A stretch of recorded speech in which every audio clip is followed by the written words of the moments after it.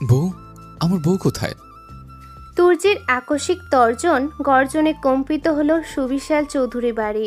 ছেলের প্রায় 7 বছর পরে দেশে ফেরার আনন্দে এতক্ষণ যে জলসা বসেছিল, মুহূর্তেই ভাটা পড়ল তাতে। তুর্য চেঁচিয়ে উঠল আবারও, অত্যন্ত ক্রোধের সাথে বলল, আমার বউ চলে গেছে মানে কি? কোথায় গেছে সে? তুর্যের হঠাৎ এহেন আচরণে বাকরুদ্ধ চৌধুরী পরিবার, যে বউকে মানে না আর না কখনো মানবে বলে দেশ ছেড়েছিল তুর্য, আজ এত বছর পরে দেশে ফিরে ঘরে প্রবেশের পরবর্তী মুহূর্তে বইয়ের খোঁজ করছে। উপস্থিত সবাই হতবাক হয়ে পড়েছে যেন এই অনাকাঙ্ক্ষিত ঘটনায়। তুর্যকে ঠিক কী উত্তর দিবে বুঝে উঠতে পারছিল না কেউই। তবে ছেলেটার এই তর্জন গর্জন খুব একটা প্রভাব ফেলতে পারল না তার মা তাহমিনা বেগমের ওপরে। তিনি এগিয়ে এলেন ছেলের পানে, কপাল কুঁচকে শুধালেন, কিসের বউ? কার বউ? তুর্য যেন অবাক না হয়ে পারল না। কার বউ মানে? মানেটা কি? তুর্য কপাল টান টান করে জবাব দিল, অবশ্যই আমার বউ। সেটাই তো, তোমার বউটা এলো কোথা থেকে? তুর্য কপাল কুঁচকালো, থমথমে কণ্ঠে বলল, মা, মজা করো না তো, আমার বউকে বের করে আনো। তাহমিনা বেগম দাঁতের দাঁত চাপলেন, তীক্ষ্ণ কণ্ঠে বললেন, কোনো বউ নেই। মানে কি মা? আমার স্পষ্ট মনে আছে, আমার আজ থেকে 7 বছর আগে বিয়ে হয়েছিল। সে অনুপাতে আমার এখন ছোটখাটো মুরগির বাচ্চার মতো একটা বউ থাকার কথা। সেই বউ কোথায় আমার? সে বিয়ে তুমি তখন মানোনি, তাই তো কবুল পড়ার পর মুহূর্তে বউয়ের মুখ না দেখেই বিয়ের আসর ছেড়েছিলে, আর তারপর দেশ।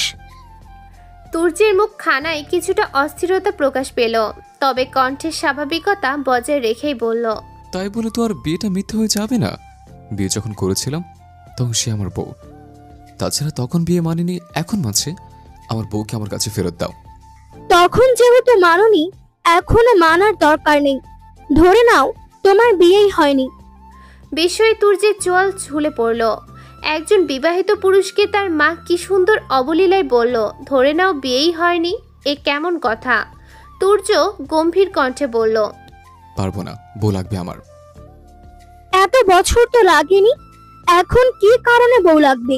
তুর্য চোখ ছোট ছোট করে তাকালো মায়ের পানে, নির্লিপ্ত কণ্ঠে বলল, তোমাকে বাবার যে কাজে লাগে, আমার বউকে এখন সে কাজই লাগবে।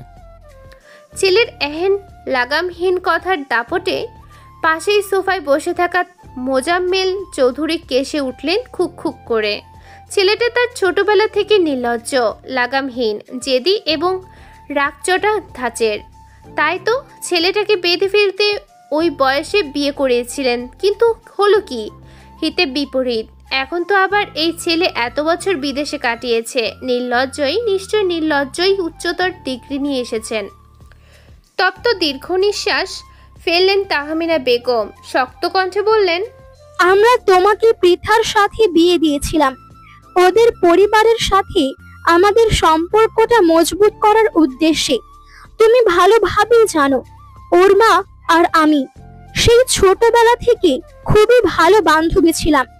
খুব ইচ্ছে ছিল ওর সাথে সম্পর্কটা দৃঢ় করার, নয়তো একজন 20 বছরের তরতাজা যুবকের সাথে মাত্র 10 বছরের একটা বাচ্চা মেয়ের বিয়ে দেওয়ার কোনো ইচ্ছে আমার ছিল না।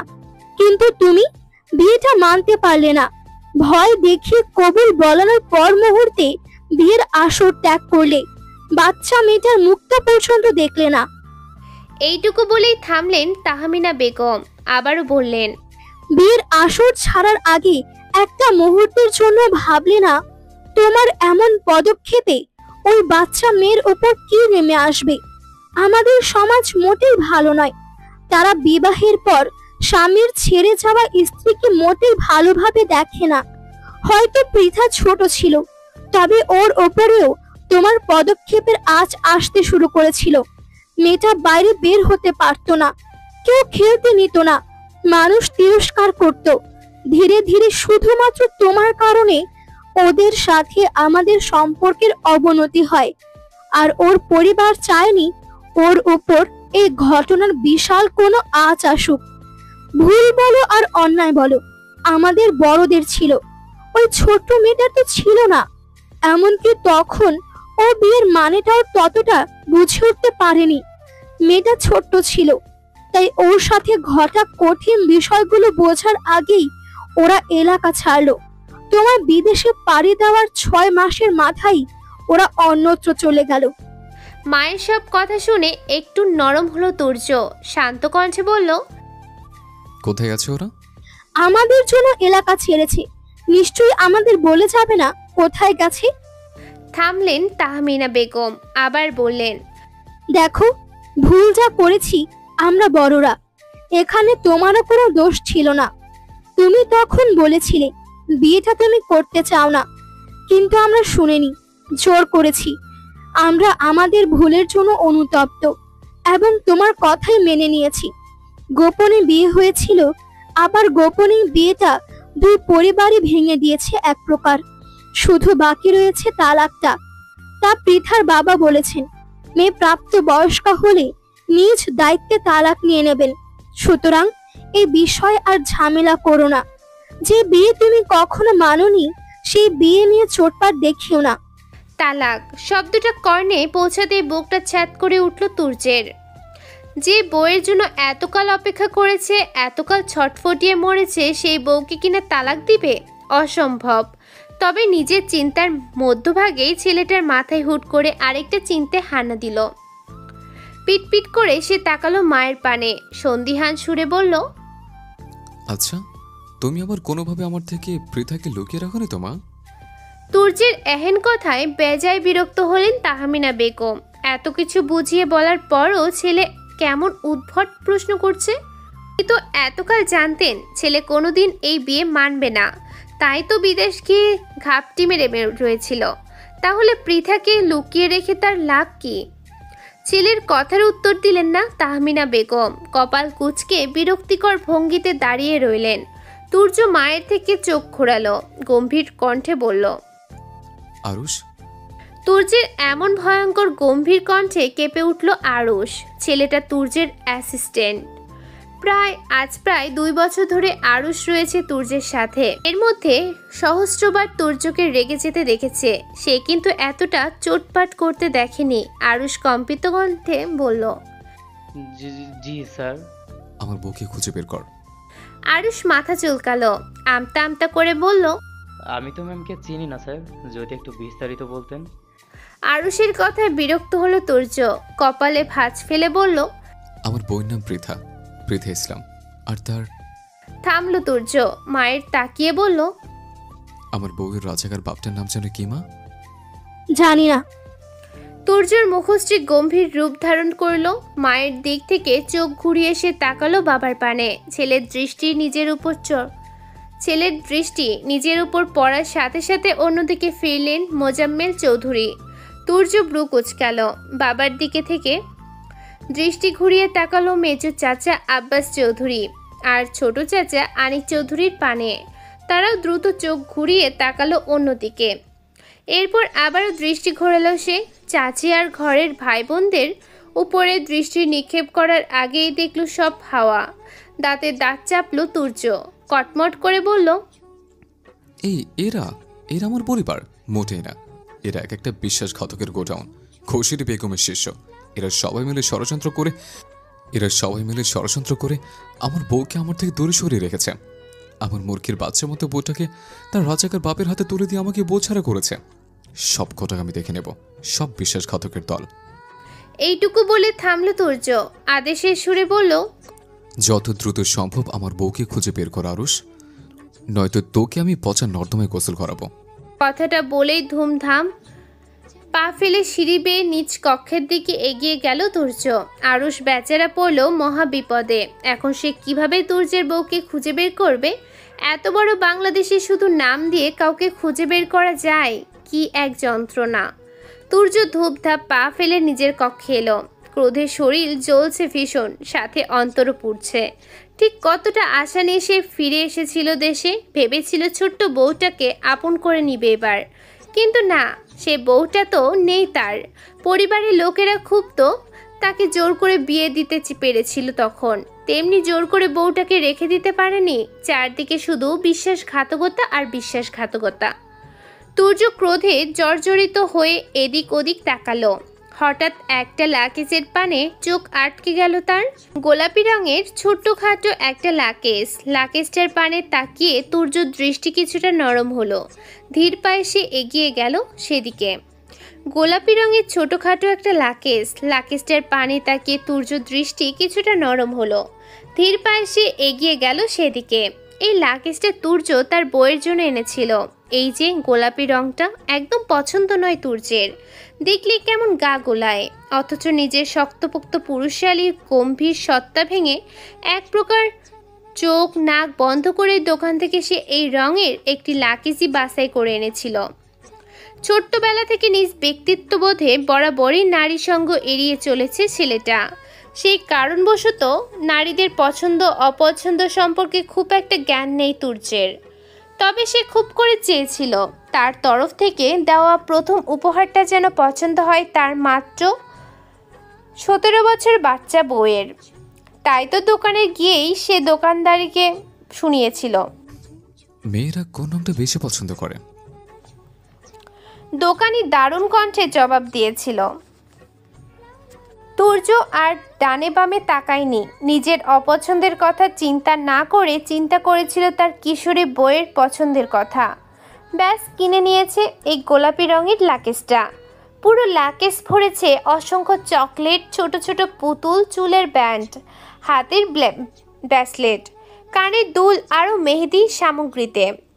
ভেবেছিল এই এত বছর পরে বাড়িতে ফিরে প্রথমেই মুখ দর্শন করবে বউয়ের। খুব যত্নে তার মান ভাঙাবে। মেয়েটাও হয়তো এত বছরে জমে অনেক অভিযোগের ঝুলি নিয়ে বসবে তার সম্মুখে। তুর্য সে অভিযোগগুলো ভীষণ মন দিয়ে শুনবে। আদুরে ভঙ্গিতে বউকে বুকে আগলে নিবে। অথচ এটা কি হলো? বাড়ি ফিরে দেখলো তার কেউ নেই। বাড়ি ফিরে দেখলো তার বউ নেই। তার বিশ্বাসঘাতক পরিবার তার ছোট্ট বউটাকে ধরে রাখতে পারেনি। তুর্য বসে পড়ল বউয়ের জন্য আনা গোলাপি রঙের লাকেজটার পাশে। লাকেজে হাত বুলাতে বুলাতে ব্যস্ত হলো পুরনো স্মৃতিচারণে। আজ থেকে 7 বছর আগে, তখন তুর্যর বয়স মাত্র 20 বছর। সদ্য তরতাজা এক যুবক সে। শরীরে টকবকে রক্তের দাপট। কেবলই অনার্স প্রথম বর্ষ থেকে দ্বিতীয় বর্ষে উন্নীত হয়েছিল। ধীরে ধীরে জড়িয়ে পড়েছিল রাজনীতি নামক বেড়াজালে। সারা দিন এদিক ওদিক ছোটাছুটি থাকতো দলের সাথে। ছোটখাটো এক নেতাও হয়ে উঠেছিল।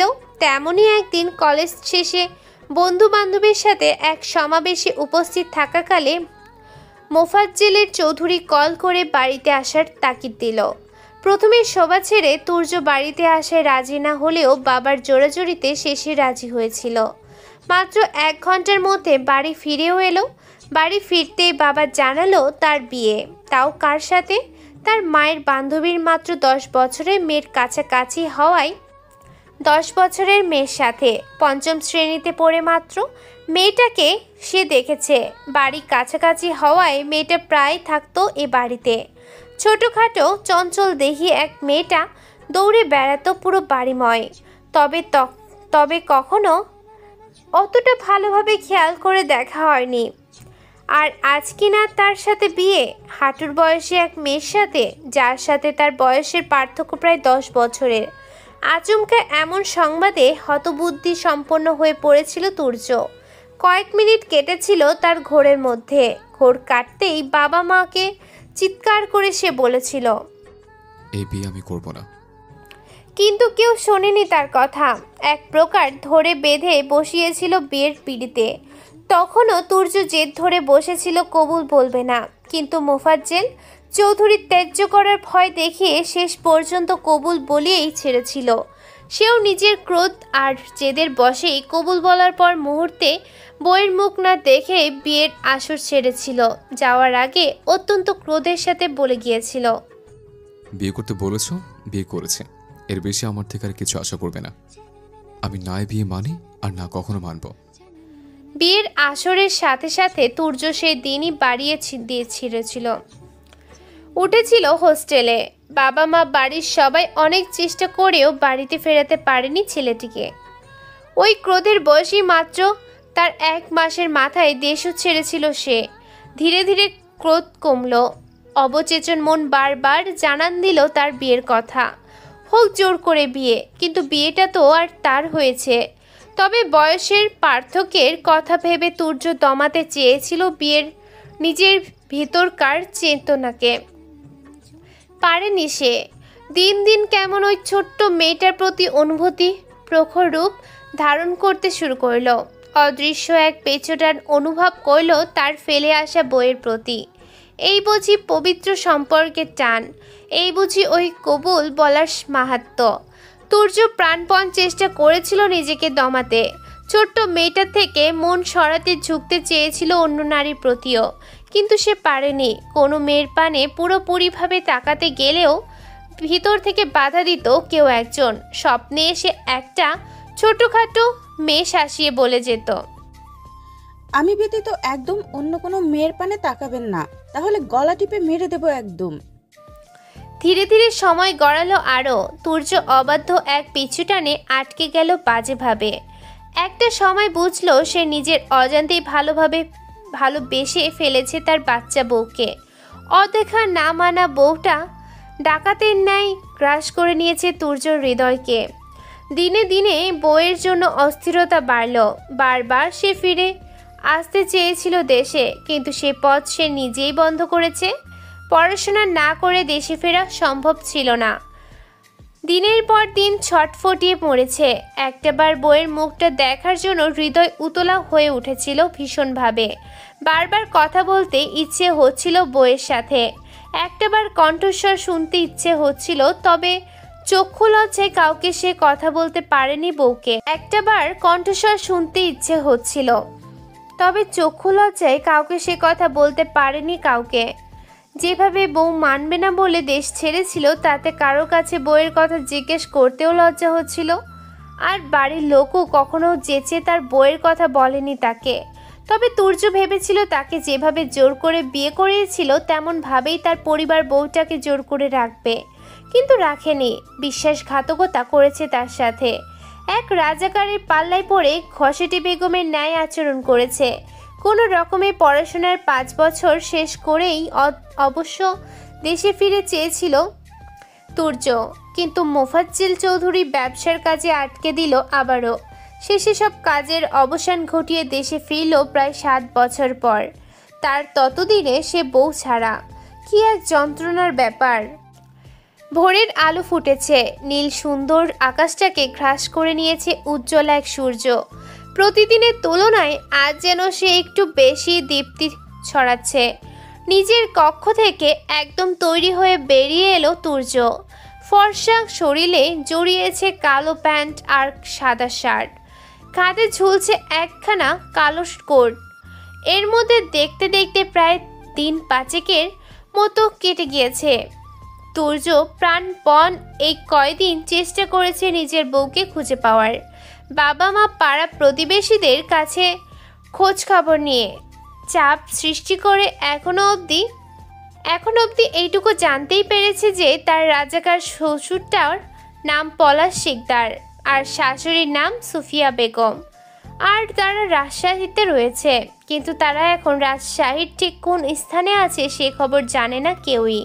তাছাড়া তারা এখন এখান থেকে চলে গিয়েছে অনেক বছর, তাই এখানকার কারোর সাথে তাদের যোগাযোগও নেই তেমন। ধূপধাপ পা ফেলে তুর্য এসে বসলো খাবার টেবিলে। কাঁধের কোটটা ঝুলিয়ে রাখলো চেয়ারের সাথে। ইতিমধ্যে তুর্যের মা বাবার ছোট 2 ভাই তৌফিক, তারেক এবং চাচা চাচিরা খেতে বসে পড়েছে টেবিলে। তুর্য নিজের প্লেটে খাবার নিতে নিতে বলল, মা, আমার বউটা কেমন ছিল? জানি না। তাহমিনা বেগমের কাটকাট কণ্ঠের জবাব। বিরক্তিতে চোখ মুখ কুঁচকে গেল তুর্যর। এই কয়দিন ধরে বইয়ের একটা ছবি চেয়েছিল তার মা, তাকে দিতে পারেনি। এখন অন্তত এইটুকু তো বলবে তার বউকে দেখতে কেমন। না, তাও বলতে চাইছে না। কপালে ভাঁজ ফেলে তুর্য তাকালো নিজের বাবার পানে। সন্ধিয়ান সুরে প্রশ্ন করল, আব্বু, তোমার শ্বশুরবাড়ির লোকজনদের সাথে কি ঘসেরি বেগমের কোনো সম্পর্ক ছিল? মানে পূর্বপুরুষ? থামলো তুর্য, আবার বলল, সরি, ওটা পূর্বপুরুষ হবে না, পূর্ব নারী হবে। ঘসেরি বেগম কি তাদের পূর্ব নারীদের মধ্যে কেউ একজন ছিল? ছেলের কথায় কিছুটা অবাক হলেন মোজাম্মেল চৌধুরী। তার শ্বশুর বাড়ির সাথে আবার ঘসেটি বেগমের সম্পর্ক কেন থাকবে? অবাক কণ্ঠেই মোফাজ্জেল চৌধুরী শুধালেন, নয়তো তোমার বউ এই ঘসেটি বেগমের মতো আচার আচরণগুলো কোত্থেকে পেয়েছে বলো তো? তাহমিনা বেগম কটমট করে তাকালেন ছেলের পানে। এই ছেলের জন্য কিনা সে রাত দিন এক করে কেঁদেছেন, বারবার অনুতপ্ত হয়েছেন এটা ভেবে যে তার জন্য ছেলের জীবন নষ্ট হয়েছে।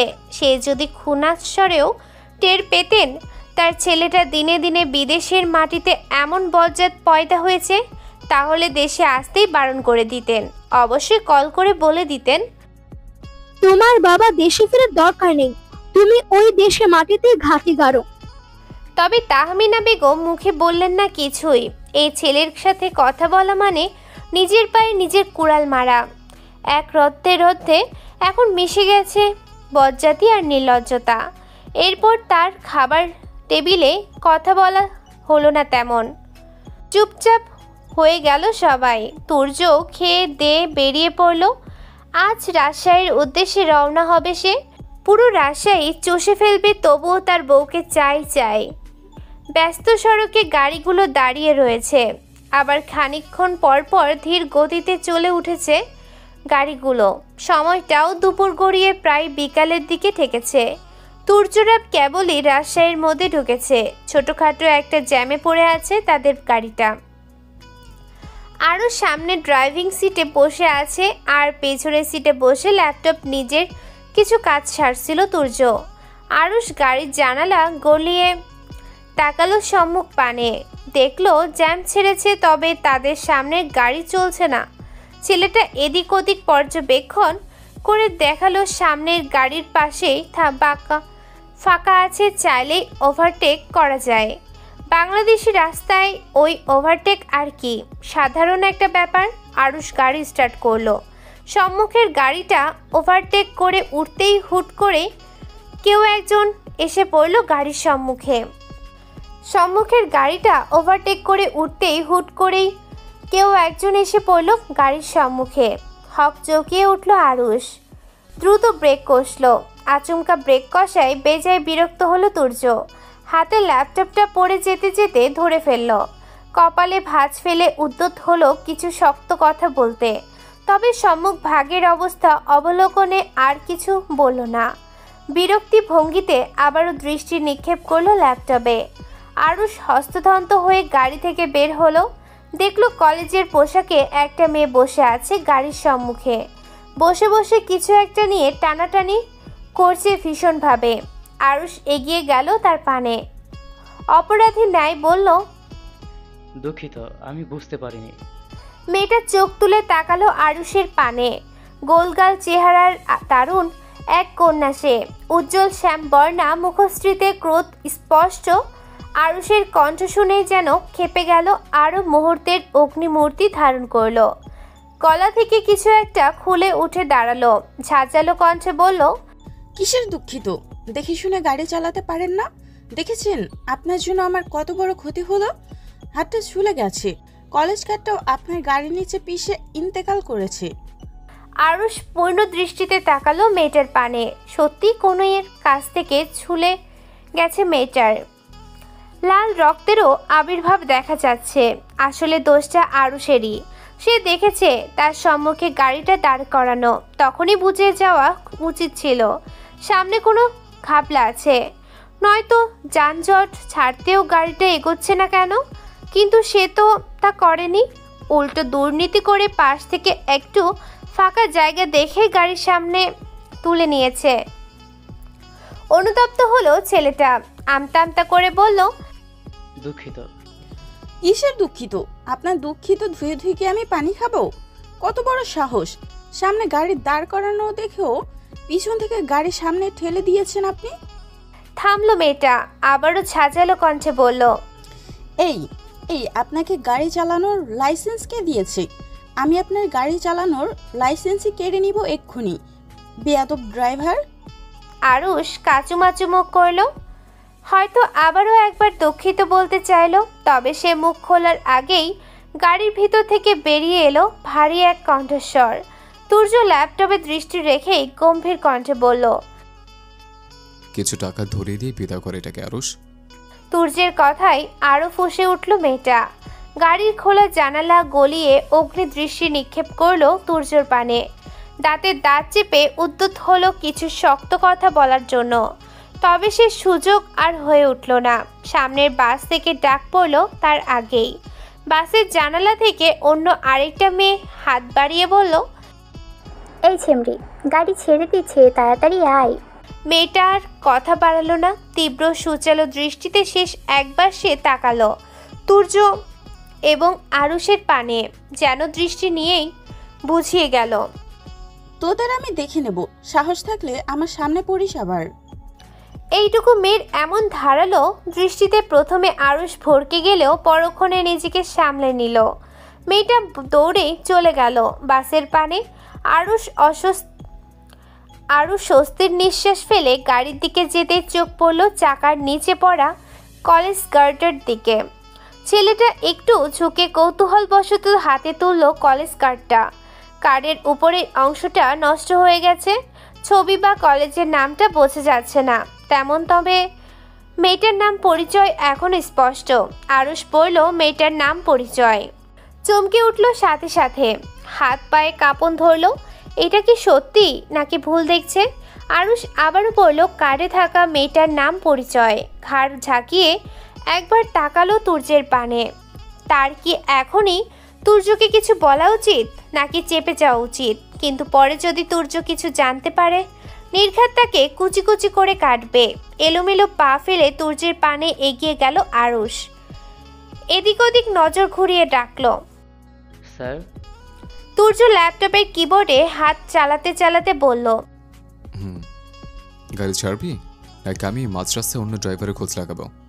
আরুষ ঠক গেল, আমতা আমতা করে বলল, স্যার একটু আগের মেয়েটা।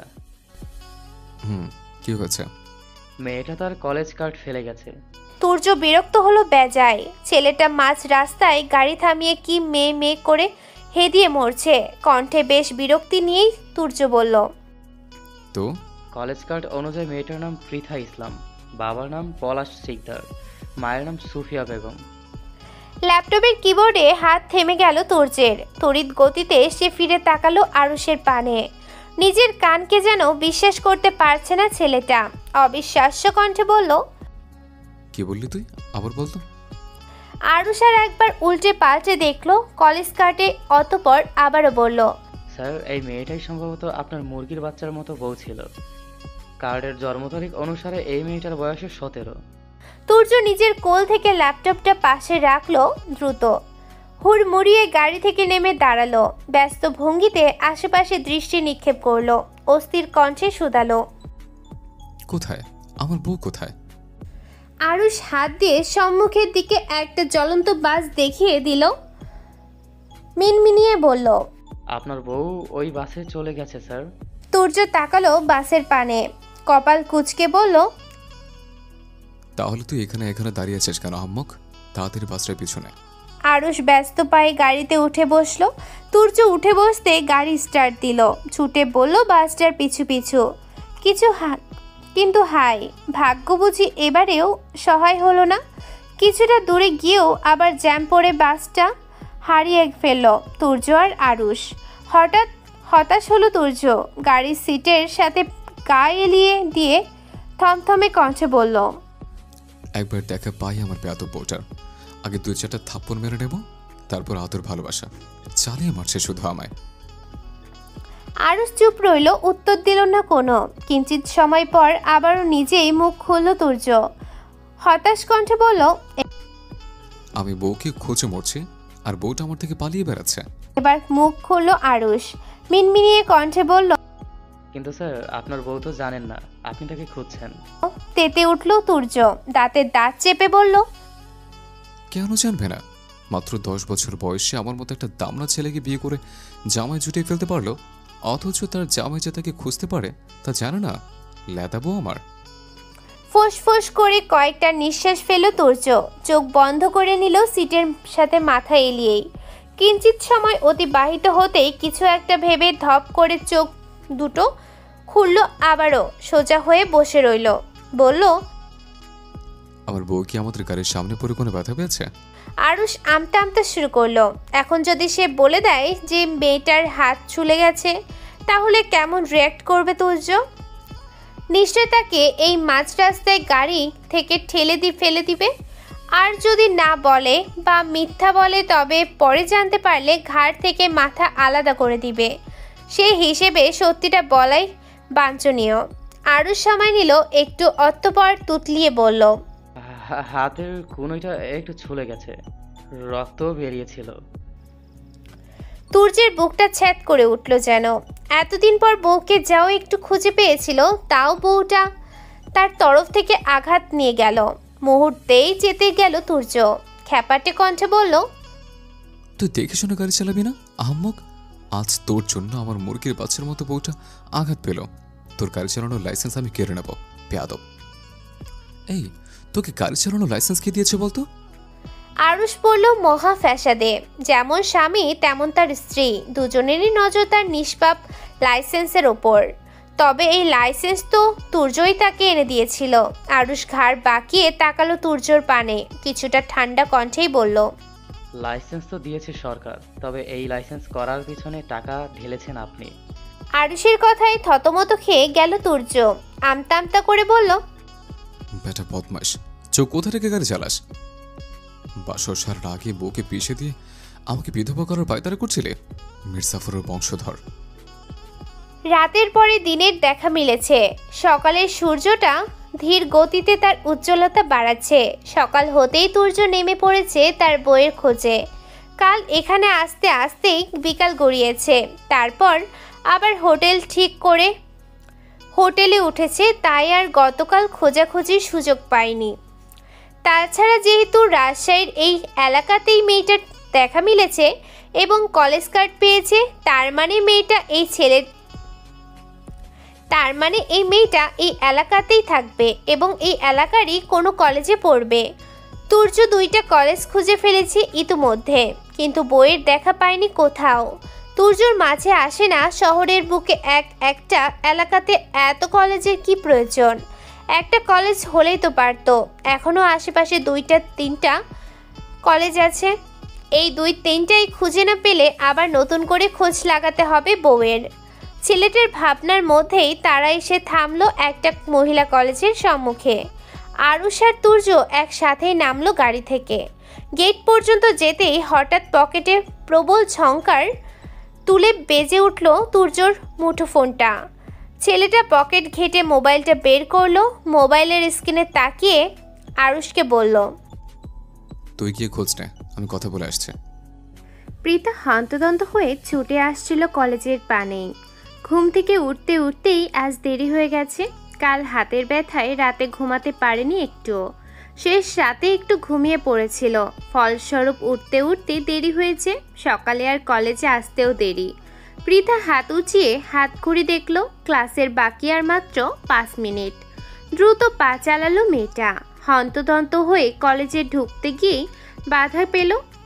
কারো শক্তবক্ত বক্ষের সাথে ধাক্কা লেগে ছিটকে পড়ে গেল নিচে। গতকালের আঘাতপ্রাপ্ত স্থানে আবারও আঘাত পেল। চোখ মুখ কুঁচকে কণ্ঠে মূলক ব্যথাতুর ধ্বনি তুলল মেয়েটা। ব্যথার স্থানে আবারও ব্যথা পেয়ে চোখ জোড়া টলমল হলো। মাথা তুলে সম্মুখের দিকে তাকাতেই আবিষ্কার করল অতি মাত্রায় এক সুদর্শন যুবককে। কানে মোবাইল নিয়ে বেশ গম্ভীরভাবে কথা বলেছে কারোর সাথে। এদিকে তার হাতির মতো দেহের সাথে ধাক্কা খেয়ে এক রমণী যে নাজেহাল অবস্থায় মাটিতে পড়ে গড়াগড়ি খাচ্ছে, সেদিকে বিন্দুমাত্রায় ভ্রুক্ষেপ নেই যুবকের। পৃথার রাগ লাগলো। ডাগর ডাগর নয়নে সে তাকালো সুদর্শন যুবকের পানে। কালো প্যান্টের উপরে শক্তপোক্ত পুরুষালী শরীরে শুভ্র রঙা একখানা শার্ট জড়িয়েছে যুবক। গলার কাছে একখানা কালো চশমা ঝুলন্ত। পৃথা তাকালো লোকটার মুখ পানে। একটু বেশি ফর্সা মনে হচ্ছে ছেলেটাকে, কেমন ইংরেজদের মতো। ফর্সা গালে আবার গালো কালো চাপদাড়ির স্থান।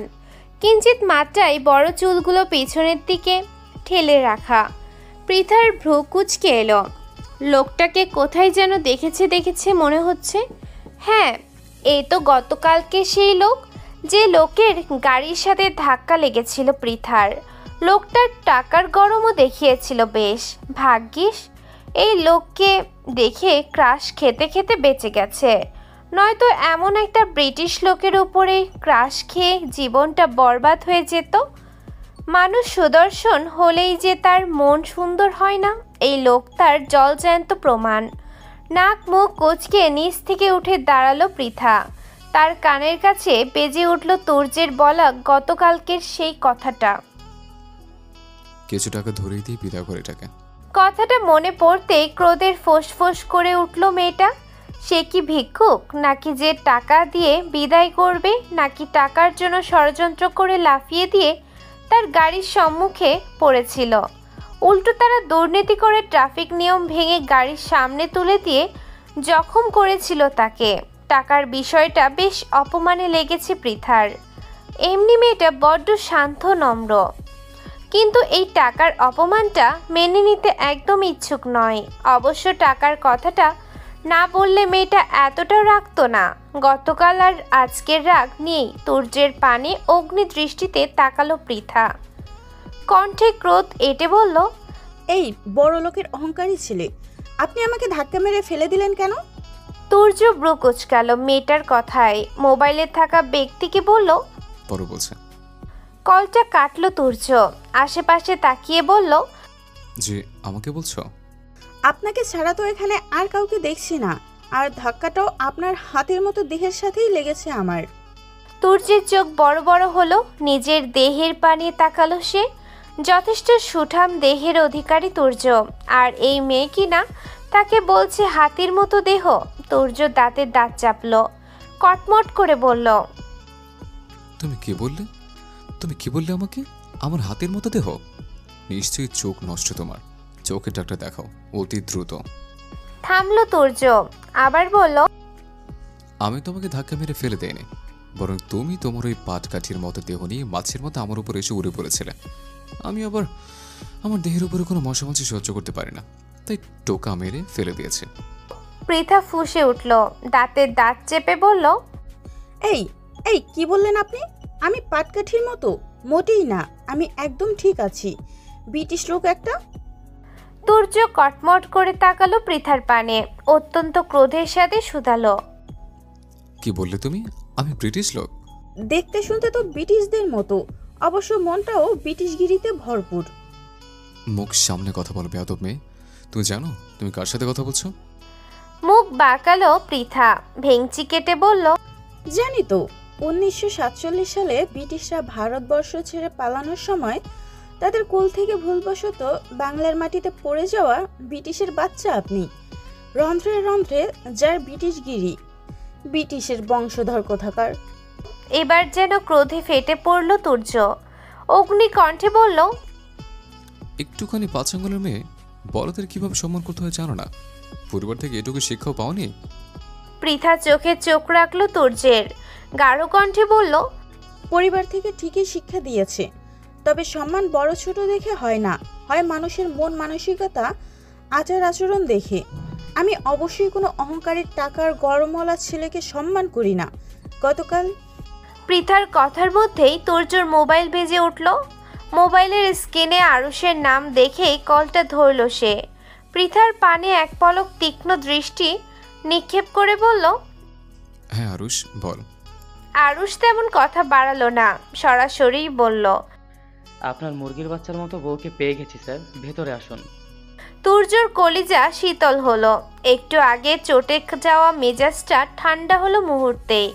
কল কেটে তাকালো সে পৃথার পানে, ফুরফুরে মেজাজে বলল, কথাটা বলেই কলেজের ভেতরে পা বাড়ালো তুর্য। পেছন থেকে পৃথা মুখ বাঁকালো, গলা উঁচিয়ে বলল, আরে যান যান, অহংকারী ব্রিটিশ পুরুষ। তুর্য শুনল পৃথার কথাগুলো, তবে পাত্তা দিল না। এখন তার মন পড়ে রয়েছে কলেজের ভেতরে। এতদিনের অপেক্ষা বুঝি এই শেষ হলো। মুরগির বাচ্চার মতো বউটাকে একটা দর্শনের জন্য মনটা আনচান আনচান করে উঠল। পৃথাও আর কিছু বলল না, পেছন ঘুরে রওনা হলো নিজের বাড়ির উদ্দেশ্যে। আজ আর ক্লাস করবে না, এমনিই দেরি হয়ে গেছে। কলেজে গেলে স্যাররা এখন বাইরে দাঁড় করিয়ে রাখবে, বকা দিবে। তার থেকে বরং বাড়িতে গিয়ে মা বাবাকে হাতের ক্ষত দেখিয়ে কেঁদে কেটে কলেজে কল করিয়ে অসুস্থতার বাহানা দিবে। সময় গড়ালো। তুর্য বেশ কিছুক্ষণ বসে রইল প্রধান অধ্যাপকের কক্ষে, কিন্তু পৃথার দেখা নেই। দপ্তরে এসে জানান দিল। আবারও হতাশ হলো তুর্য, বিড়বিড়িয়ে বলল, ফাঁকিবাজ বউ একটা। তবে এবার আর ভুল করলো না ছেলেটা। কলেজ কর্তৃপক্ষ এবং পৃথার সাথে পড়া ছাত্রীদের থেকে মেয়েটার বাসার ঠিকানা নিয়ে নিল। অতঃপর যাত্রা শুরু করলো শ্বশুরবাড়ির উদ্দেশ্যে। খানিক সময়ের মধ্যেই তুর্য এসে পৌঁছালো পৃথাদের বাড়িতে। বেশ বড়সড় শৌখিন বাড়িটা।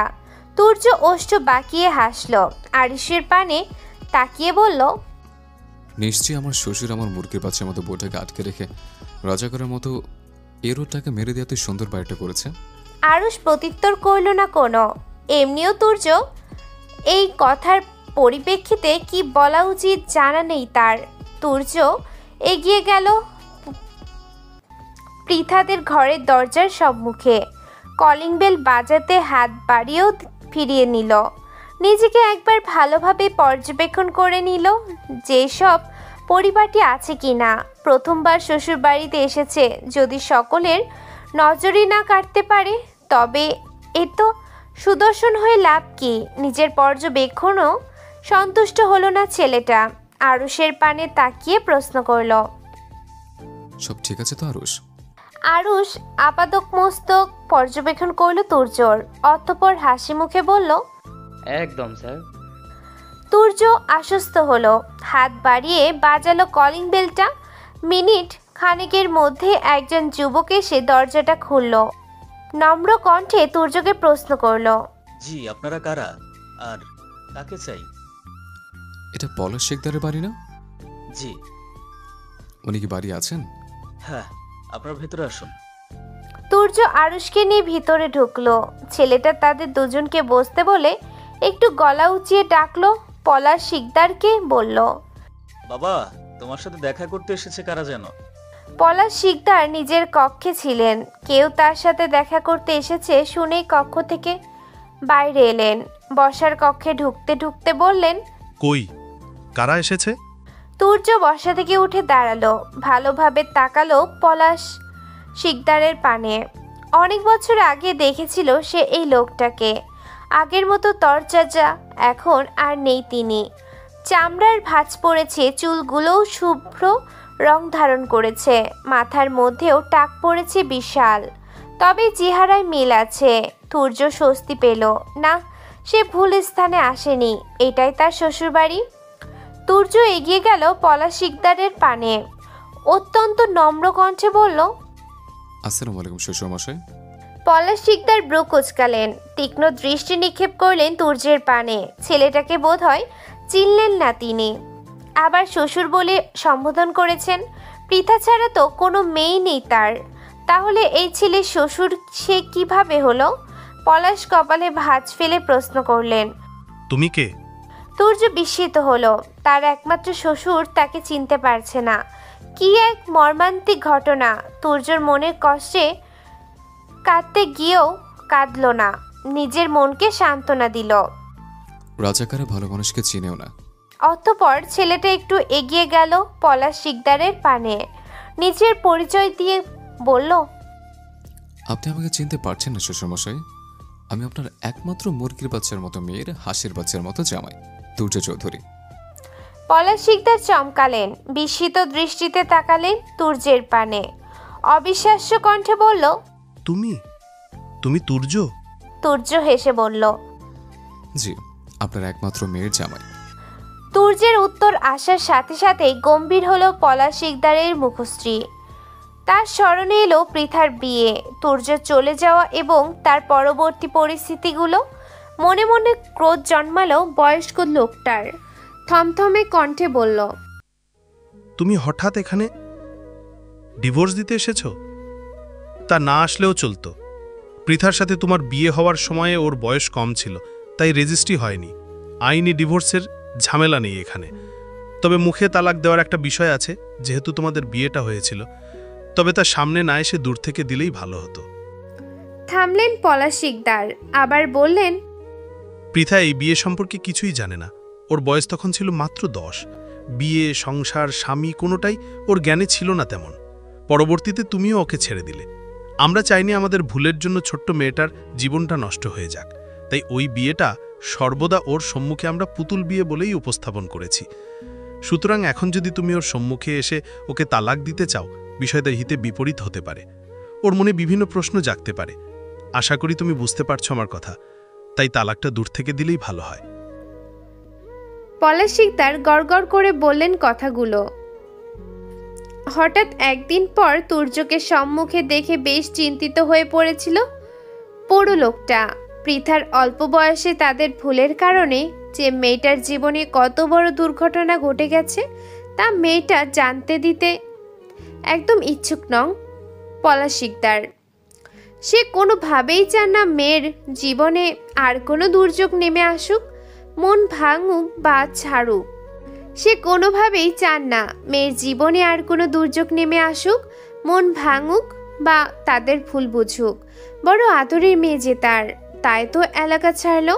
এতগুলো দিন ধরে মেয়ের থেকে এত বড় সত্যিটা লুকিয়ে রেখেছেন, আর আজ কিনা সেই সত্যিটা হেঁটে এসে দাঁড়িয়েছে তারই দ্বারে। ছেলেটার প্রতি ভীষণ ক্রোধ জন্মাচ্ছে, আবার মেয়ের জন্য চিন্তা হচ্ছে।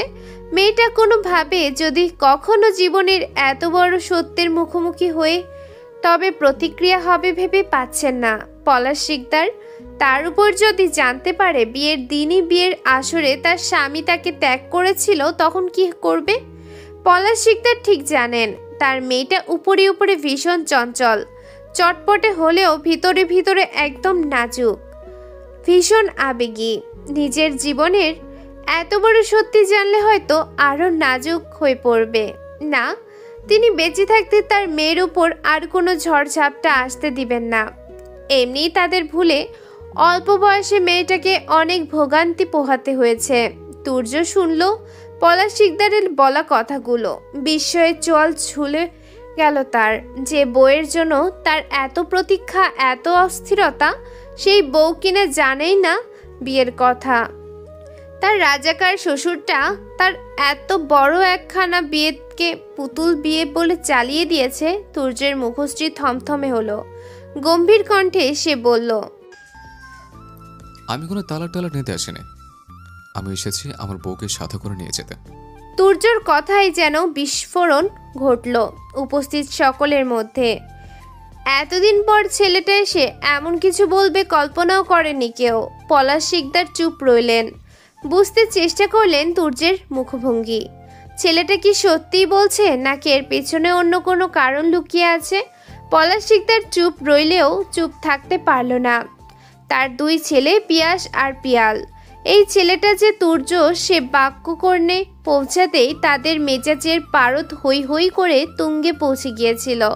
শুধুমাত্র বাবার নরম কণ্ঠের সম্মুখে থেমে রয়েছিল এতক্ষণ, কিন্তু এখন আর ধৈর্যে কুলালো না। তার ছোট্ট বোনটার জীবনের সাথে এত বড় একটা খেলা খেলে এখন আবার এসেছে তার বোনকে নিতে। গর্জে উঠল পিয়াস, অত্যন্ত ক্রোধের সাথে বলল, ঠাট্টা করছিস? এতদিন পর এসে তোর সাথে আমাদের সম্পর্কটা হাসি ঠাট্টা হলেও এখন আর তা নেই। তুই যেদিন আমার বোনকে বিয়ের আসরে ফেলে চলে গিয়েছিলি, সেদিনই সে সম্পর্কের ইতি ঘটেছে। তুর্য তাকালো পিয়াসের পানে, ধীর কণ্ঠে বলল, আমি মোটেও ঠাট্টা করছি না, আমি আমার বউকে নিতে এসেছি আর নিয়ে যাব। হুঙ্কার তুলল পিয়াল, তুর্যের পানে তেড়ে গিয়ে বলল, কার বউ? কিসের বউ? এক্ষুনি বেরিয়ে যা তুই আমাদের বাড়ি থেকে। আগে জানলে তোকে বাড়িতে তো আমি ঢুকতেই দিতাম না। কেউ স্বীকার করুক বা না করুক, আজ থেকে 7 বছর আগে পৃথার সাথে আমার বিয়ে হয়েছিল। সে অনুপাতে সে এখন আমার বউ, আর আমার বউকে না নিয়ে আমি কোথাও যাচ্ছি না। পিয়াল ক্রোধের বশে আবার তেড়ে গেল তুর্যের পানে। তবে তুর্যকে কোনো আঘাত করার আগেই তাকে থামিয়ে দিলেন পলাশ শিকদার। থমথমে কণ্ঠে সে তুর্যকে বললেন, সে কথা তোমার সেদিন ভাবা উচিত ছিল, যেদিন আমার মেয়েকে বিয়ের আসরে ফেলে গিয়েছিলে। তাছাড়া সেদিন তো বেশ বড় মুখ করে বলেছিলে এ বিয়ে তুমি মানো না, তাহলে আজ কি হলো? তুর্যের মুখশ্রীতে অপরাধী ভাব ফুটে উঠল। নত কণ্ঠে সে বলল, আমি সেদিন ভুল করেছিলাম, আমি জানি। সে ভুলের প্রায়শ্চিত্তই করতে এসেছি আজ। আমি সবটা মেনে পৃথাকে নিজের স্ত্রীর মর্যাদা দিতে চাইছি। কিন্তু আমি আমার পুরনো ভুলের পুনরাবৃত্তি করতে চাইছি না। আর আমি আমার মেয়েকে কখনোই আর তোমার হাতে তুলে দেব না। তুমি এখন আসতে পারো। ভেতরে ভেতরে ক্রোধে ফেটে পড়ল তুর্য। ভীষণভাবে বলতে ইচ্ছে হলো, আমার বউকে আমি নিয়ে যাব, আপনি বাধা দেওয়ার কে? তবে মুখে কিছুই বলল না ছেলেটা। হাজার হলেও এটা তার শ্বশুর মশাই। তার উপর আজ প্রথম দিন শ্বশুর বাড়ি এবং শ্বশুরের মুখোমুখি হয়েছে সে। এদের সম্মুখে নিজের ক্রোধ প্রকাশ করে আর খারাপ হতে চাইল না। এমনি বিগত দিনে কম ভুল সে করেনি। অষ্ট ট্রেনে জোরপূর্বক হাসল তুর্য। চোখ মুখে নিরীহ ভাব ফুটে উঠল, তুলে বলল, দয়া করে আমার সাথে এমন রাজাকারদের মতো ব্যবহার করবে না শ্বশুরমশাই। আমি আমার ছোটখাটো মুরগির বাচ্চার মতো বউটাকে ছাড়া একদম ভালো নেই। আমার বউটাকে দয়া করে আমাকে দিয়ে দিন, আমি চলে যাই। পলাশ শিকদার হতভম্ব হলেন। এই ছেলে নির্লজ্জের মতো এসব কি বলছে? ছোটবেলা থেকে যতদূর ছেলেটাকে তিনি দেখেছিলেন তাতে জানতেন তুর্য রাগচটা, গম্ভীর, জেদি ছেলে। এখন তো দেখা যাচ্ছে এ ছেলে নির্লজ্জ ও ভীষণ। ভাগ্যিস সেদিন তুর্য বিয়ের আসর ছেড়ে চলে গিয়েছিল আর বিয়ে মানবে না বলেছিল, নয়তো এই নির্লজ্জটা আজ মেয়ে জামাই হিসেবে তার গলায় বিঁধে থাকতো। অবশ্য না বিধে বাকি রয়েছে কোথায়? এখনো যেহেতু তালাক হয়নি, তার মানে এই নির্লজ্জটা এখনো তার মেয়ের জামাই। ফোঁস করে একটা নিঃশ্বাস ছাড়লেন পলাশ শিকদার। থমথমে মুখে কণ্ঠে বললেন, বেয়াদব ছেলে। একদম ঠিক বলেছেন শ্বশুরমশাই। আমার মুরগির বাচ্চার মতো বউটাকে ছাড়া আমি দিন দিন বেয়াদবে পরিণত হচ্ছে। আমার ভিতরে একটু আদব ফিরে আনতে হলেও আমার বউটাকে আমায় ফিরিয়ে দিন আপনি।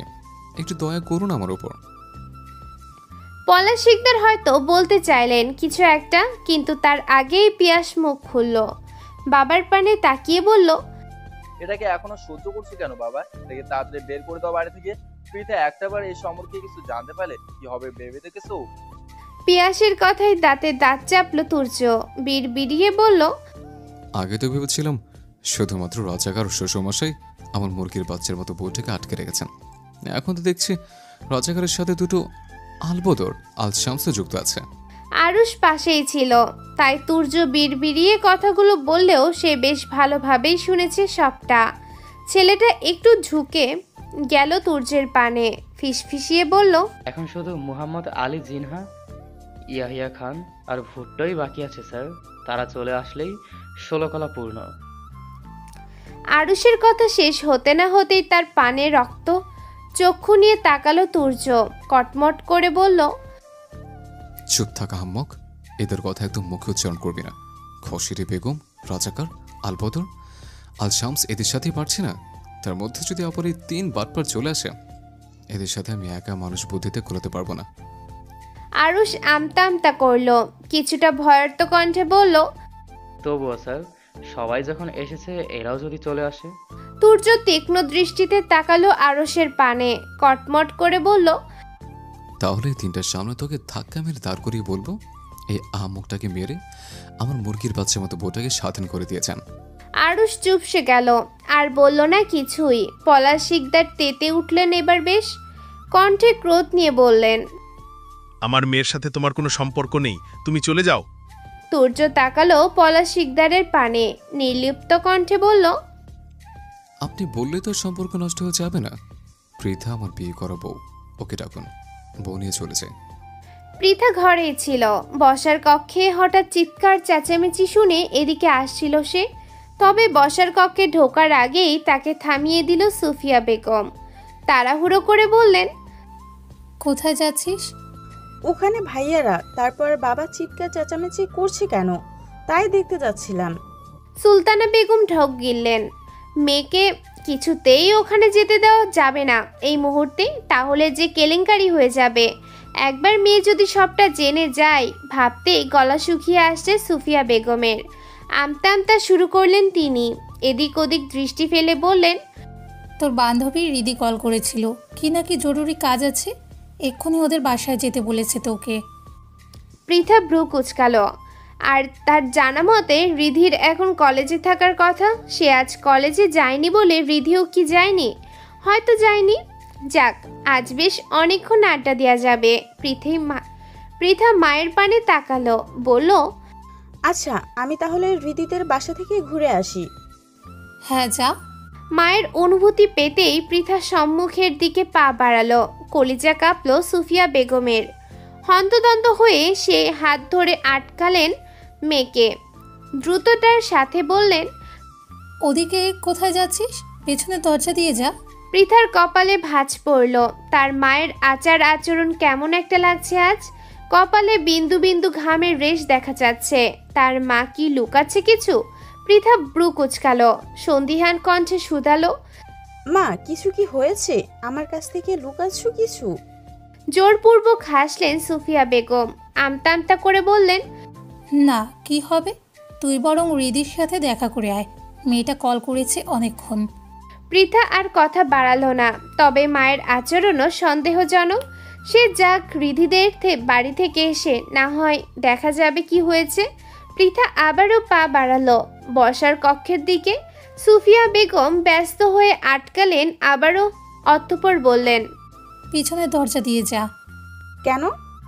দেখছিস না বসার কক্ষে মানুষ, ঝামেলা হচ্ছে। ঝামেলার মধ্যে থেকে যাওয়ার দরকার কি? সুফিয়া বেগম ভুল কিছু বলেননি। পৃথা শুনল মায়ের কথা। অতঃপর সে পেছনের দরজা থেকে বেরিয়ে গেল বান্ধবীদের বাড়ির উদ্দেশ্যে। তুর্য বেশ কিছুক্ষণ অপেক্ষা করলো পৃথার। শ্বশুর শালাদের বারবার বেরিয়ে যেতে বলাকে বেহায়ার মতো উপেক্ষা করে বসে রইল ছেলেটা। অথচ তার বইয়ের দেখা নেই। হয়তো এই রাজাকার শ্বশুর আলবদর আর আলসামস শালারা মিলে তার বউটাকে কোথাও সরিয়ে দিয়েছে। নতুবা এতক্ষণেও কি একবার এদিকটাই আসতো না? তুর্য কপাল কুঁচকে ভাবলো কিছুক্ষণ। পলাশ শিকদার যদি পৃথাকে ইচ্ছাকৃতভাবেই সরিয়ে দিয়ে থাকে, তবে এভাবে এখানে বসে থেকে লাভ কি? পৃথাকে তার ভয়ে সরিয়ে দিয়ে থাকলে অবশেষে যতক্ষণ এ বাড়িতে থাকবে ততক্ষণে মেয়েকে বাড়িতে আনবে না। না, এভাবে এখানে বসে থাকাটা ঠিক হবে না। অন্য উপায় ভাবতে হবে। যেভাবেই হোক বউকে তো নিজের নিকট নিতেই হবে। তুর্য বিচক্ষণ ভঙ্গিতে তাকালো বসার কক্ষের আনাচে কানাচে। পলাশ শিকদারের পানে তাকিয়ে বলল, প্রথমবার শ্বশুর বাড়ি এলাম, অথচ শ্বশুর আর শালাদের ব্যবহারের কি বিশ্রী। একবার শুধু বউটাকে পাই, তারপর জামাই আদর কড়াই গন্ডায় উসুল করে নেব, এই বলে রাখলাম।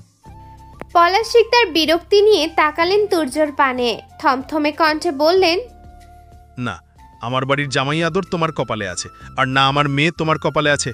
এক্ষুনি বেরিয়ে যাও আমার বাড়ি থেকে। তুর্যর দৃষ্টি তীক্ষ্ণ হলো। ধীর কণ্ঠে বলল, চারদিকে শুধুই রাজাকার, আলবদর আর আল শামসে ভরপুর। তাতে কি আমি কি কম শক্তিশালী নাকি?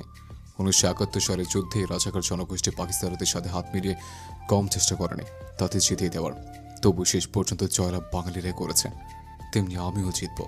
একদিন না একদিন এ রাজাকারদের হাত থেকে আমার মুরগির বাচ্চার মতো বউটাকে উদ্ধার করবই করব। এইটুকু বলে থামলো তুর্য।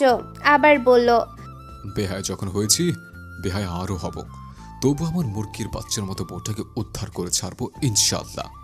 পলাশ শিকদার, পিয়াস আর এবং পিয়াল তিনজনেই অগ্নিদৃষ্টিতে তাকালো তুর্যের পানে। তুর্য উঠে দাঁড়ালো তাদের এই দৃষ্টিকে অগ্রাহ্য করে। গলায় ঝোলানো চশমাটা চোখে পড়ল। অতঃপর আরুষকে আদেশ দিল, আরুষ চল, আমরা এখান থেকে আর কাজ নেই। কথাটা বলেই তুর্য ব্যস্ত পায়ে বেরিয়ে গেল বাইরে। আরুষ একবার দুই পুত্রসহ পলাশ শিকদারের পানে তাকিয়ে হন্তদন্ত হয়ে বেরিয়ে এলো বাইরে। এসে দেখলো তুর্য বুকে হাত দিয়ে জোরে জোরে নিঃশ্বাস নিচ্ছে। আরুষ অবাক হলো।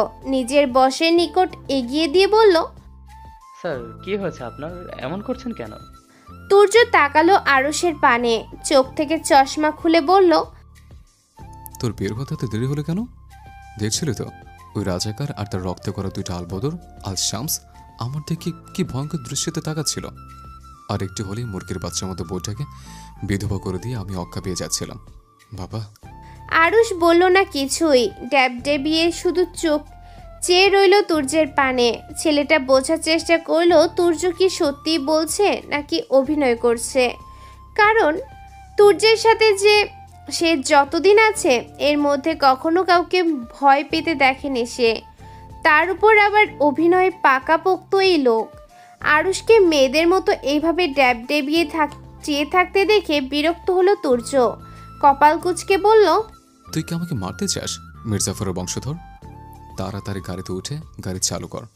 বলা তো যায় না কখন আবারও রাজাকার তার দলবল নিয়ে আমার মতো হাঁসের বাচ্চার উপর হানা দেয়। একটু থামলো তুর্য, গাড়িতে উঠে বসলো, অতঃপর ভাবুক ভঙ্গিতে বলল, আমি বোধহয় একটা ভুল করেছি আরুষ। আরুষ ড্রাইভিং সিটে বসতে বসতে বলল, কি স্যার? তুর্য বড় নিরীহ মুখ করে জবাব দিল, আমার শ্বশুরের নামটা রাজাকারদের সাথে শেয়ালও রাখা উচিত ছিল বোধহয়। ব্যাটা শুধু হাঁস মুরগির উপর নজর, দেখছিস না? আমার মুরগির বাচ্চার মতো বউটাকে আটকে রেখেছে, আবার হাঁসের বাচ্চার মতো আমিটাকে ধাওয়া করছে। আরুষ শুনলো তুর্যের কথা, তার ভীষণভাবেই বলতে ইচ্ছে হলো, কই আপনাকে তো কেউ ধাওয়া করেনি। আপনার শ্বশুর আর শালারা এতক্ষণে তো অনেকবার রক্তচক্ষু দিয়ে তাকিয়েছিল আপনার দিকে, আবার মারতেও এসেছিল। কই তখন তো ঠিক তেজি স্বরে তাদের সাথে কথা বলেছেন, বেহায়া মতো বসে রয়েছেন। এবার নিশ্চয়ই কিছু একটা ভেবে এভাবে ঢং দেখিয়ে পালিয়ে এসেছেন, আবার শ্বশুরের বদনামও করছেন। মনে মনে এতগুলো কথা বললেও মুখে কিছু বলার সাহস হলো না আরুষের। এখন কিছু বলা মানে নিজের গলায় নিজে ফাঁসি চড়ানো। এই কথাগুলো একবার যদি আরুষের মুখ থেকে কোনোভাবে বের হয়, দেখা যাবে তার বস তার ঘাড় ধরে রাস্তার কোনো বড়সড় ট্রাকের নিচে ফেলে বলছে, যা মির্জাফরের বংশধর, ট্রাকের চাকার নিচে পিষে চ্যাপটা হয়ে যা। নিজের জানের মায়া সব প্রাণীর কাছে। আরুষও তাই চুপ রইল, চুপচাপ নিজের গাড়ি স্টার্ট করলো। পরন্ত বিকাল, সূর্যটা তার তেজ কমিয়ে ঢলে চলেছে ইতিমধ্যে। আকাশের এক কোণ জুড়ে রক্তিম আভা ছড়িয়ে জানান দিচ্ছে নিজের বিদায়ের। তুর্য এই কর্ষণে এসেও দাঁড়িয়ে রয়েছে পৃথাদের বাড়ির সম্মুখে। বিকেলের দিকে হুট করে কল এলো আগামীকাল ঢাকায় ফিরতে হবে তাকে।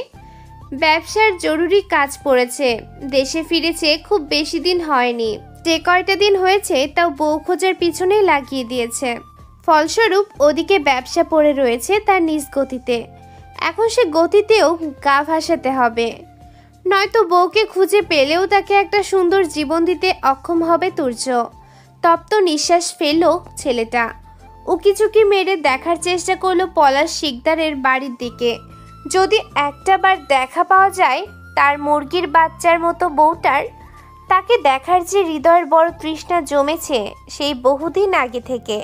পৃথা তাদের বাড়ির ছাদেই ছিল, একা একা ঘুরেছিল পুরো ছাদময়। মাথায় তার গভীর চিন্তা। দুপুরে তার মা হঠাৎ তাকে রিধিদের বাড়িতে কেন পাঠালো মাথায় ঢুকছে না। ও বাড়িতে গিয়ে দেখলো রিধি কলেজে গিয়েছে, তাহলে সে কল করলো কিভাবে? মাকে এসে প্রশ্ন করলে মা উল্টো রাগ দেখিয়ে বলল, আমি কি তোকে মিথ্যে বলছি?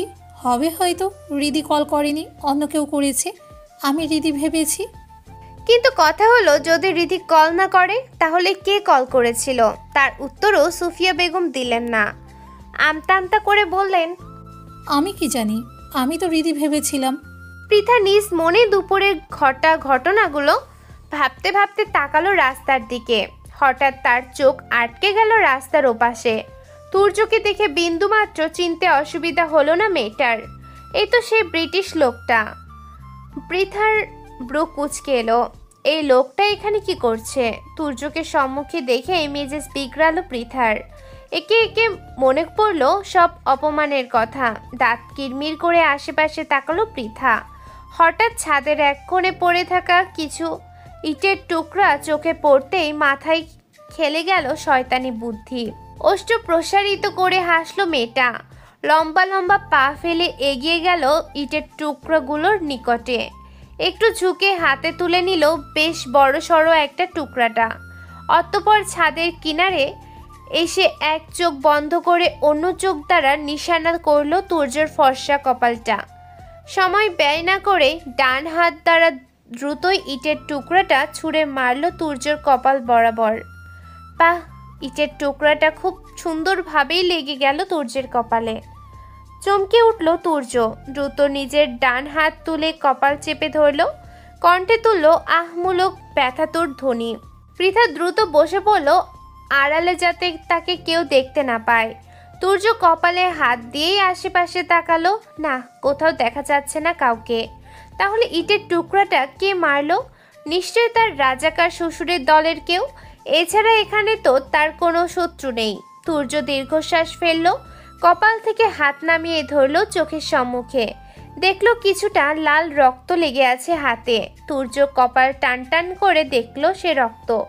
অতঃপর হতাশ কণ্ঠে বলল, আসলাম মুরগির বাচ্চার মতো বউটাকে খুঁজতে, আর বাড়ি ফিরতে হচ্ছে হাঁসের বাচ্চার মতো আমি তোর কপাল ফাটিয়ে।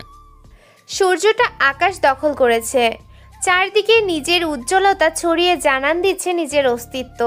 তুর্যর ঘুম ভাঙেনি এখনো। হোটেলের শুভ্র রঙা বিছানা দখল করে উদম শরীরে উপর হয়ে শুয়ে আছে সে।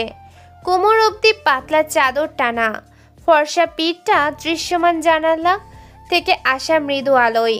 উস্কো খুস্কো চুলগুলো ছড়িয়ে ছিটিয়ে রয়েছে কপাল জুড়ে। তুর্যর ঘুমের মধ্যে কক্ষের দরজায় টোকা পড়ল। বাহির থেকে আরুষ দরজায় মৃদু ধাক্কা দিয়ে ডাকলো, স্যার স্যার। আরুষের ডাক কর্ণে পৌঁছাতেই বিরক্ত হলো তুর্য। ঘুমের মধ্যেই চোখ মুখ কুঁচকে ফেললো ছেলেটা। আরুষ আবার ডাকলো, স্যার 9টা বেজে গেছে, আমাদের ঢাকার উদ্দেশ্যে রওনা দিতে হবে। 9টা বেজে গেছে। তুর্যের কর্ণে আঘাত হানলো কথাটা। এত দেরি হলো আজ তার ঘুম ভাঙতে? আজকেই তো বেশ কয়েকদিনের জন্য ঢাকায় চলে যেতে হবে তাকে। ঢাকার উদ্দেশ্যে রওনা করার আগে একবার পৃথার কলেজে যেতে চেয়েছিল, অথচ ঘুম থেকে উঠতে উঠতেই 9টা বাজিয়ে দিল। সব এই মেয়েটার দোষ। কাল রাতে বউয়ের চিন্তায় তো ঘুমাতেই দেরি হয়েছে। না মেয়েটা ধরা দিচ্ছে তার নিকট, আর না শান্তিতে থাকতে দিচ্ছে। ধপ করে চোখ মেলল তুর্য, 2 হাতে ভর করে বিছানায় উঠে বসলো। মুহূর্তেই ফর্সা শরীর থেকে খসে পড়ল পাতলা চাদরটা। দৃশ্যমান হলো প্রশস্ত বক্ষের পেটানো ফর্সা শরীর। কালো বড় বড় লোমে আবৃত সে বৃক্ষস্থল। নাভির নিচে পরনের প্যান্টটা স্থান পাওয়ায় পেটের 2-4টা ভাঁজ স্পষ্ট। ডান হাত তুলে মাথার চুলগুলো এলোমেলো করে দিল ছেলেটা। অতঃপর বিছানা ছেড়ে উঠে দাঁড়ালো। গম্ভীর কণ্ঠে আরুষকে বলল, তুই যা, এখানে সব কাজকর্ম মিটিয়ে নে, আমি ফ্রেশ হয়ে আসছি এখনই। আরুষের দরজা ধাক্কালো না, চুপচাপ প্রস্থান করলো নিজের কাজে। তুর্য মিনিট 10-এর মধ্যেই ফ্রেশ হয়ে তাড়াহুড়ো করে বেরিয়ে এলো ওয়াশরুম থেকে। আরুষকে এদিকের কাজে রেখে সকালের নাস্তা না করেই চটজলদি বেরিয়ে গেল পৃথার কলেজের উদ্দেশ্যে। যদি ভাগ্যের জোরে বউয়ের দেখাটা আজ সে পায়, এমনি কয়েকটা দিন ঢাকায় কাটাবে, বিধায় বউকে খোঁজা হবে না। বউটাকে খুঁজে না পেয়েই এই যে কয়েকটা দিনের জন্য সে আবার ঢাকায় যাচ্ছে। এতে কি নিদারুণ যন্ত্রণার শিকার হচ্ছে, তা কি তার মুরগির বাচ্চার মতো বউটা জানে? একদমই জানে না।